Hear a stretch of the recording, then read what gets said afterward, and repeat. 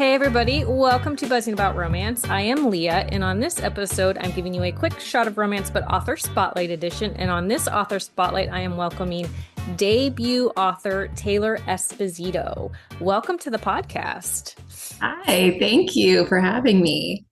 Taylor is a romance novelist from deep in the heart of Texas. She was born and raised in San Antonio, but has lived in Austin for the past 12 years. She enjoys writing love stories with delicious angst, sizzling tension, and tall, handsome, taciturn men. When she's not writing, she can be found walking her chocolate lab, Ruby, cooking or drinking dirty martinis with her friends. So before we start talking boots beneath her bed, let's get to know you. So Yeah. why romance? Oh gosh. You know, I've always loved romance. I've always been just a lover girl at heart. I think it was like maybe Titanic when I was Uh, 7, just kind of solidified for me that that was the media that I wanted to consume. yeah. And just that kind of going hand in hand with always loving writing. So I want to write the love stories that I want to read and the men that I want to fall in love with. So I think it all just, yeah, that's all roads lead to romance for me, I guess. Okay, I have to ask this question. What are your Yeah. opinions on could he fit on the door? You know, I'm gonna go with the Mythbusters and say that no, because I think that's what they proved, right? Like I think they I think had so. on the show just to definitively say he couldn't have fit on the door. So I'm going to say that no, he couldn't have fit. And if even if he did try, it would have ended with both of them dying. Mhm. So The book would not have made, or the movie would not have made sense if he got on the door. Like there was no, purpose, like, but the door should have been a little smaller, in my yeah, opinion. exactly. He had to sacrifice. It was devastating and the tragedy of my lifetime, but it happened. So can you share any writing rituals or habits that you have to help you stay focused? Yes. This has been such an interesting experience. I've always written for the fun of it. I wrote in school, in the newspaper, and I wrote poetry and I wrote fan fiction.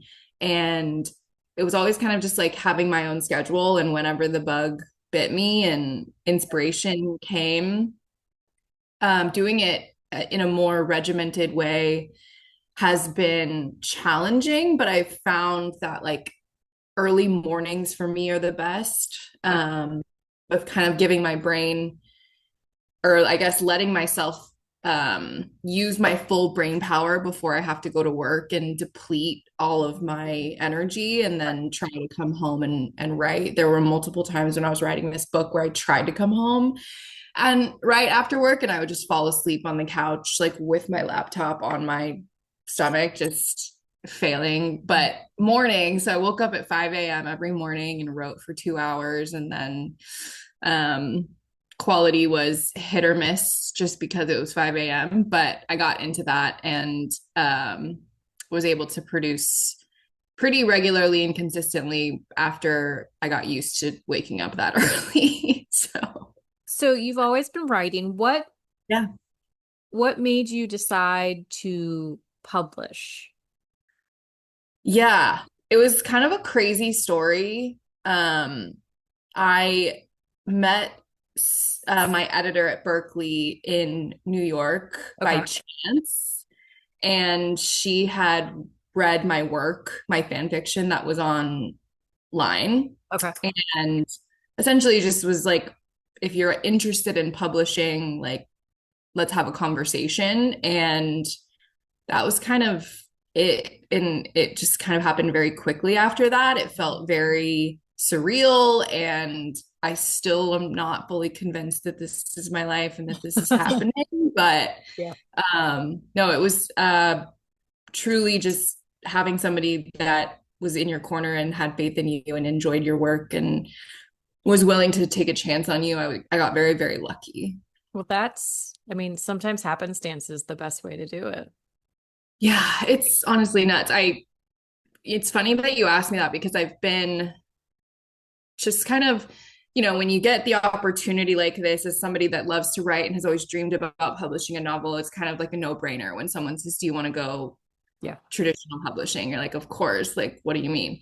And then I've been thinking about it recently because I'm still working on my second book right now. And it's Mhm. just, it's again, it's challenging to do that and work and, try to like live life and Yeah. everything. And I've been wondering like, wow, I guess it makes sense why some people wouldn't want to go full publish route. Like if they just wanted to do it for fun. I'm having so much fun. And this is just, it's crazy because the book isn't even out yet. And I'm Mhm. already having so much fun. But I can understand why it would be maybe difficult for some people for sure. It is.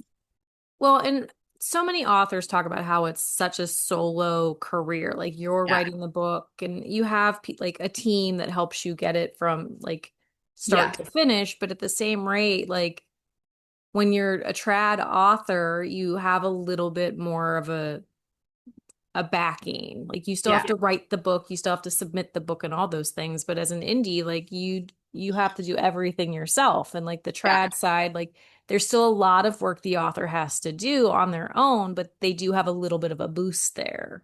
Yes, for sure. So nice. I've gotten very, very lucky with that. Yeah.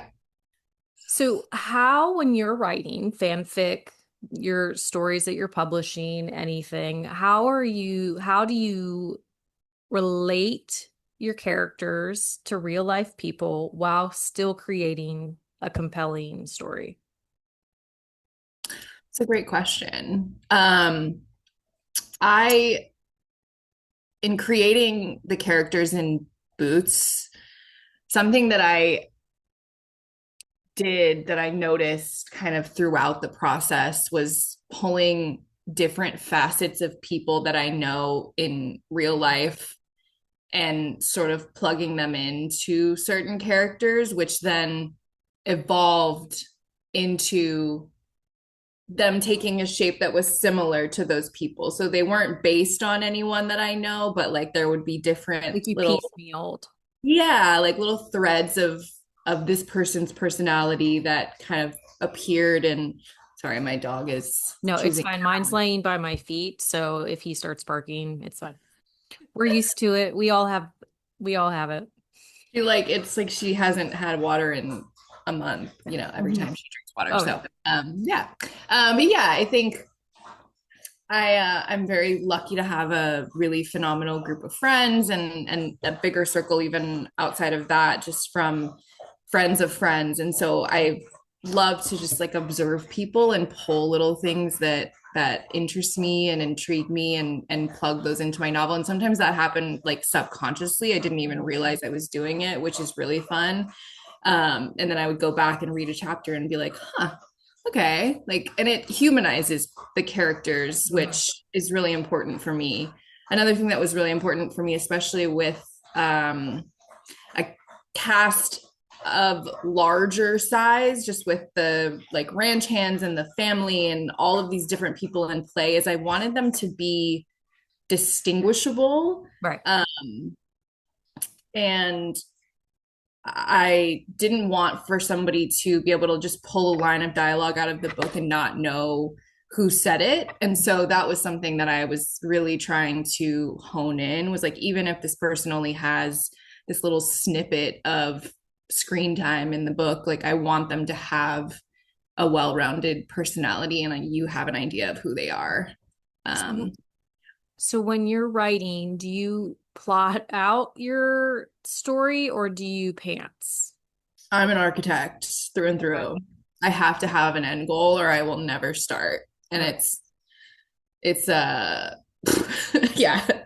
I've always been like that, but it's something that I've learned is an absolute must, Hmm. especially with writing novels. Yeah. I can't, for some reason my brain just will not let me Hmm. write just in some nebulous direction. I can't do it. I don't know why.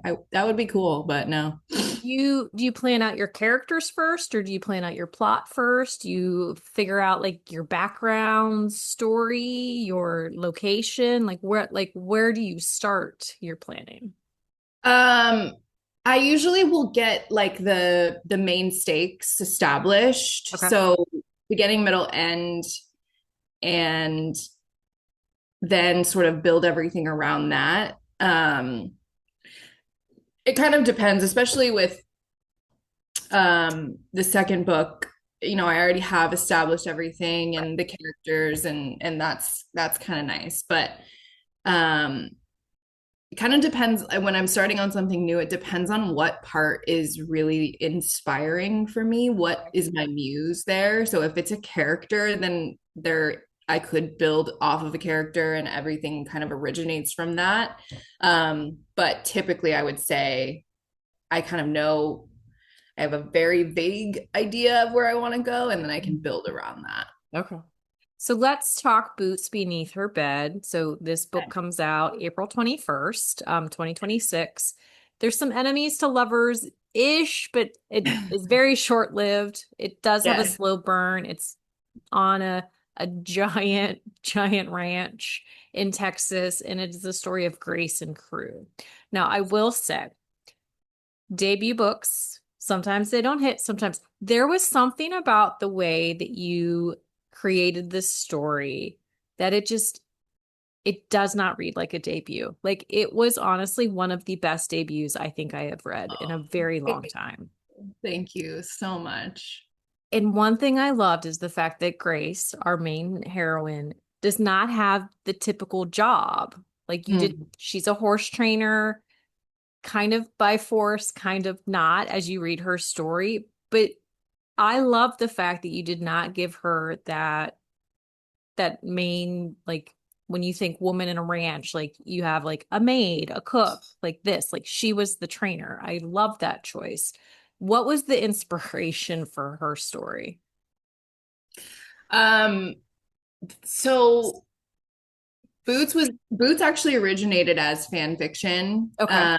So I remodeled it to extend the storyline Okay. quite a bit because it was originally a one shot and which is just one chapter, full beginning to end. It's Okay. 10,000 words. It was more of like a slice of life than Okay. anything.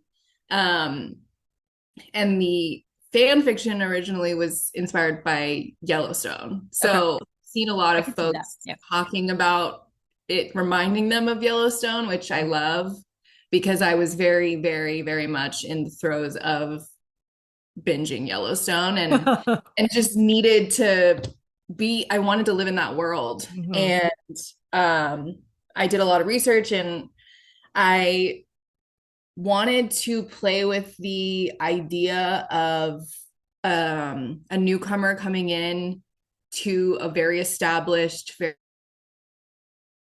place and have like being not so above board, I guess you Okay. could say. hmm So she has like a darker past and she's coming into this like very perfect quintessential Texas ranch world. And but something that was important to me is that she's really good at what she does. And something that I love about Grace and that I think is something that I maybe not am missing, but something that I would love to have more of in stories is just like these kind of like no fuss, no muss women. Just like she's very much, Who she is. yeah, like there's no, I don't know. She's just very, yeah, very much herself, doesn't ever try to be anything else. And um is very like unprecious in Yes. certain ways, which I really like honed in on with her. So I kind of wanted to see how would she fit in as this fish out of water from this kind of crappy other place coming into this like very, very established, very like wealthy hmm ranch world of Texas. Well, Uh, and yeah. as we read the story, we find that not everything is as perfect as it seems at the ranch and with the family. And like we get little snippets into like the history. And I mean, I'm sure it's like gonna be like into the next books and things like that. Cause I read the sneak peek and I'm very excited for book two because I have thoughts and Ooh. I am ready for it. Oh my gosh. Love But that. I like the fact that like on the outside it is this perfect like picture of a family, but there is hurt, there is some trauma, like there is, but they're not hiding it at the same time, which I think is an interesting take because a lot of times when you read a story, like you go into these books and like they try and hide the bad, but they don't Hmm. really do that. Like they're fairly open, they're very welcoming though too. I Mhm. mean, not Cruz so much at the beginning, but I think that like it created this subtly pensive environment for Mm. Grace. Yeah. Yeah, almost like what's the catch here? Hmm. Yeah, 100%. And yeah, I wanted them to be, I've met people in my life and I enjoy meeting people like this just because I feel like it challenges your no, like preconceived Yeah. notions of how people should behave. And these people I've met, my like childhood best friend was like this. I have a coworker slash great friend who's very much like this, where they're just so kind and so open and warm and just like you're kind of like, what's the What's the what's the catch? deal? Like, how Like can what's they the be so nice? yeah, exactly. Like Like they just say, they're almost like obnoxiously kind. yes, exactly. I And know a so, couple of people like that too. And I'm like, how were they this nice all the time? yes, They are yes, truly that kind of person. exactly. The cynic in me is Uh-huh. wondering where are you like hiding the bad? You Yeah. know, where's the Where's the ulterior devil on the motive shoulder here? side? Yeah, exactly. And so meeting people like that has challenged me to recognize that goodness can exist in people and be a genuine and consistent quality. And I think that that's something that Renata and Clint both, I wanted them to have that. And part of that is because like Grace has never been, she's never been surrounded by good people. Right. And so to give her not just good, but like in almost inherently good and Mhm. kindness to just wrap her up Yeah. and remind her that she deserves that, I think was very important to me. But I think to your point, yeah, they're multidimensional people. They're not they can be very good and very kind and then also have a lot of their own issues. And I think, yeah, maybe we'll explore that. But to Grace, they're just they're perfect, right? So What's yeah, the catch? yeah, Well, and you introduced that like when she meets the ranch hands for this first time because of like what she experienced at her uncle's place and the way that she has lived the past like so many years. And like she walks into that situation like terrified almost that it's going to be the same thing. And it's like when is the shoe going to drop? When is the facade going to like go away? And it doesn't. And it definitely takes her some time to get used to that. yeah. And Crew doesn't help with that either. So No, but Crew in himself, like he has his own issues, his own challenges that he brings to the table. What was your inspiration for Crew? I mean, I you know, know the Yellowstone side of it, but there has to be more than that. well, and it was also the fan fiction part of it. So yes, I came from like the Raylo fandom. I don't think that's a secret. I don't doesn't need to be. Um, so he's some flavor of Ben Solo slash Kylo Ren slash Adam Driver. Mhm. Again, not a secret, doesn't need to be. That's who he is, and he's a big, tall, taciturn man, which is a pattern for me, not just with Adam Driver and his characters, but in the past. So just I love a brooding, Same. big, mean to everyone except her Hmm. kind of guy. Like that's Yeah. just always been like catnip for me. So Mhm. there's yeah, I think he's a sum of that obsession, lifelong obsession put on the page. Like I always joke in my reading, like I love an asshole. Like Yes. I love a guy who is just horrible to most everybody. Like that is not, my husband is like one of the kindest, And sweetest. yeah, in real life, we don't Like need that. my real life is so different than what I Yeah. like in my like reading heroes, but I do like I love the biggest jerk on Yeah. page who is like he hates everyone and honestly like he's kind of mean to his heroine Yeah. at first, but then it's like, oh, I love her. I'm gonna just treat her like the best thing ever, but I'm still gonna hate everybody else. Like I love that kind of character. Me too. And yeah, on in books and in movies Yes. and TV. I do Yeah. not, yeah, in real life, please don't be a jerk to No, everyone. my husband is like the biggest marshmallow ever. Like I Yeah. don't love a cinnamon roll character, but my husband is like a giant cinnamon roll. So You read the could kill you, you marry the cinnamon roll. exactly. Yes. I mean, a little unhinged is good in my book. Yeah, right, exactly. Yeah. And that's, I think with him, I also liked the idea of him having like a competency kink of Mhm. sorts. Yeah. Like he's just blown away by how good she is at her job and like he can see she's tough and I Well, think especially when he doesn't want to. I think that's part of it too. right. He wants to see her fail because he has some like bias against her because of situations. You got to read it to know why. But I think that's part of it is like he has this idea of who she is or who she should be. And then he sees like she really does know what she's doing. She really is a strong person, even though she like hides a lot of that. Yeah. Yeah, he can't deny her and her talent and her grit and I think yeah, as much as he wants to, it just keeps showing up and she keeps showing that she deserves to be there Mhm. and that she's not there for like nefarious reasons that he suspects or whatever it is that he's concerned about.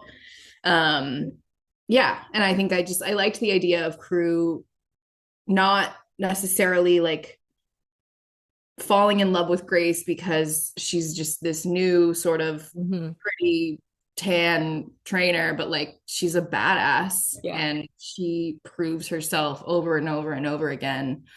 And he is so impressed with her.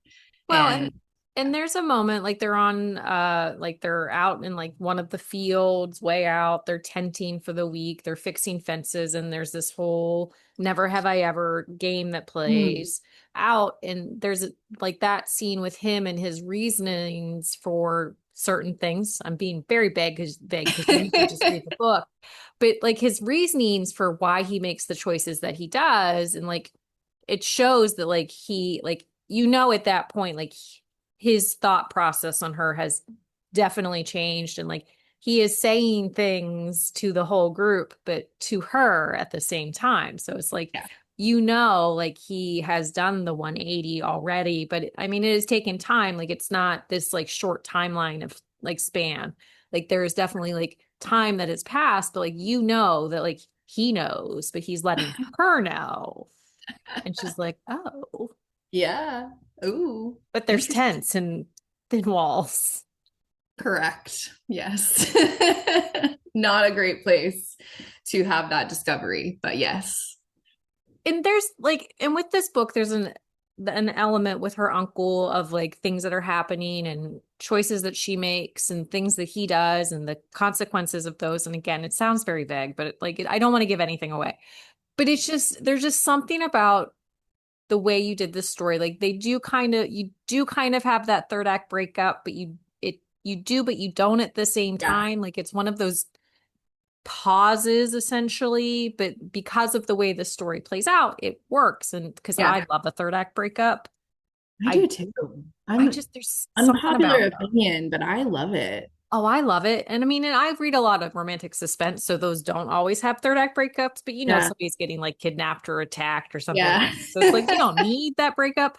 But Right. this one, like the way the story plays out and like what leads to their moment, like it was really intense. And then so the story's told in third person, and we do get Crew's sister a little bit too, and like we the introduction to her, like we've met her earlier in the book and then this big thing happens. And honestly, like I really like the way that you had that phone call happen.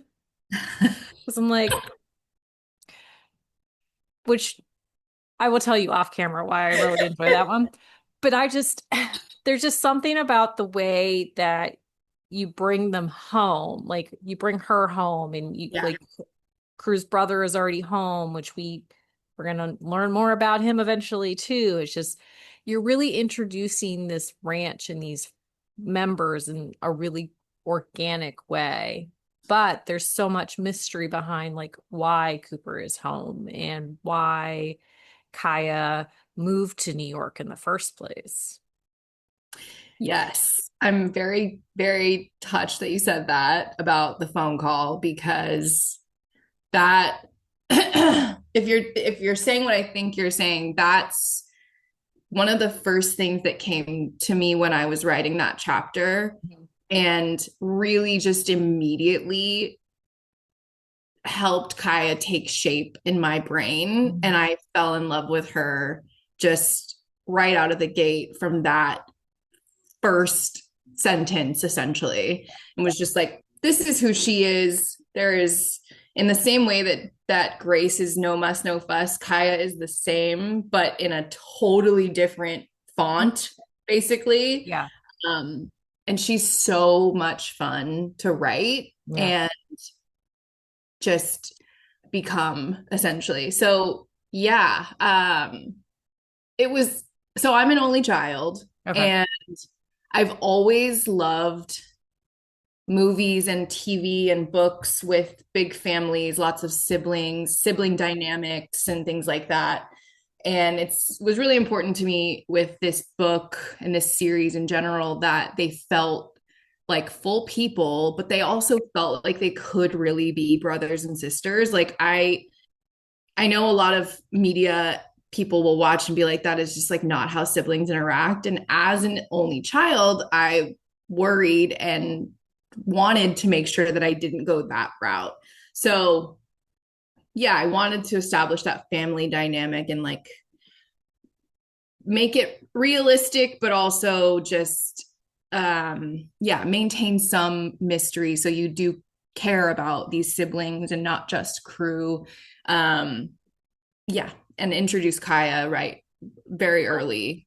It's so I am one of three. I am the baby. I have an older sister and an older brother. My brother is the middle. So this like layout, Crew's the Mhm. oldest, Kaya's the middle, Cooper's the youngest. Like, but they follow those almost the stereotypical like child order in the way that they present. But Yeah. the fact that the oldest and the youngest are boys and the middle is a girl, it changes dynamic. So same Yeah. for me. Like my brother is the only boy in the family. And so it's like we have some of that like typical like child order like dynamic and mannerisms and things like that. But the fact that like he is the boy and we were the girls, like it adds a different element to it. And like you can definitely see that. And my brother and I are very similar. My sister is like a whole other like monkey.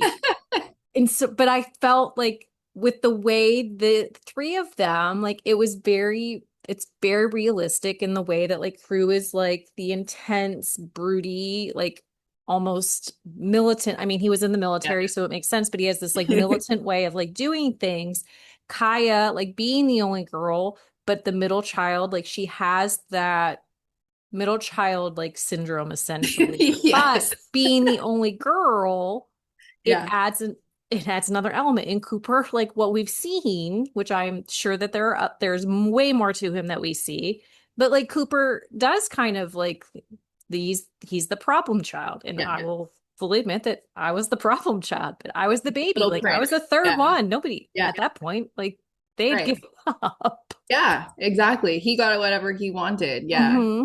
Yeah, and I do think that that is going to be a big part of his story and all those things, but I think that you got the interactions and the relationship with them works really well. Like they are close, but there's still distance. Like, and it makes sense. Yeah. And that was an important thing for me is I wanted it to feel real Mhm. and not this like I don't know contrived notion of how siblings interact or like, they're too close or anything like that. Just because they're just people and I wanted them to have relationships with each other. And I've seen like siblings, my parents have siblings that they like were very like distant from and estranged. And I just like I wanted that. I want to have that big family feel, which is something that we will dive even further into Yeah. later.